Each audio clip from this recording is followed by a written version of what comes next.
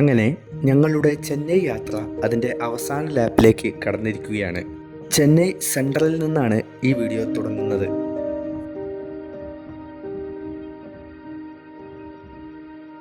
ഒരു ഓട്ടോ വിളിച്ച് നേരെ മറീന ബീച്ചിലേക്കാണ് ആദ്യം.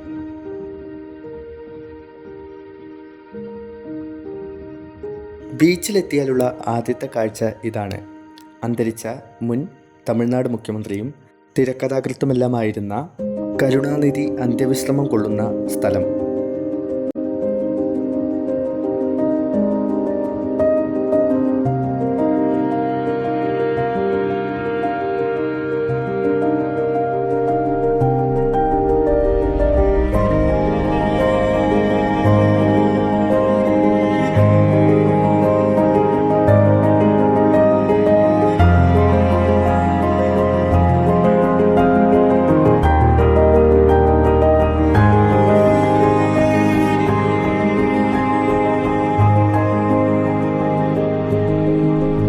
എത്ര മനോഹരമായാണ് ഈ ഇടം ഒരുക്കിയിരിക്കുന്നത്.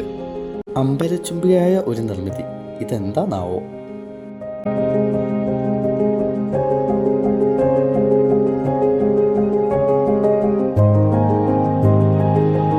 ഇവിടെയാണ് കരുണാനിധി അന്ത്യവിശ്രമം കൊള്ളുന്നത്. ഇതിൻ്റെ പുറകിലാണ് കടൽ. ഇവിടെ നിന്ന് നോക്കിയാൽ കടൽ വ്യക്തമായി കാണാൻ കഴിയും.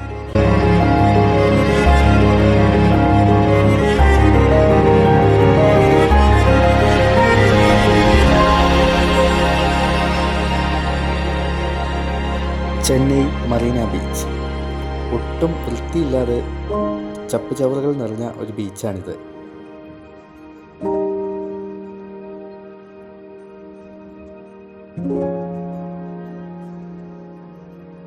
ബീച്ചിലേക്കുള്ള വഴിയിൽ നിറയെ കടകളാണ്.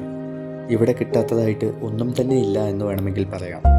കരകൗശല വസ്തുക്കൾ, കളിപ്പാട്ടങ്ങൾ, ബാഗുകൾ, ചെരുപ്പുകൾ തുടങ്ങി എല്ലാ സാധനങ്ങളും, വസ്ത്രങ്ങൾ ഉൾപ്പെടെ ഇവിടെ ലഭ്യമാണ്.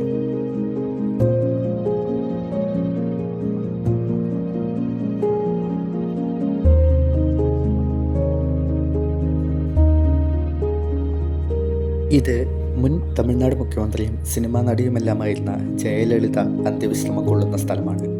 ഞങ്ങൾ അവിടെ നിന്ന് റെയിൽവേ സ്റ്റേഷനിലേക്ക് തിരിച്ചു. മദ്രാസ് യൂണിവേഴ്സിറ്റിയാണ് ഈ കാണുന്നത്.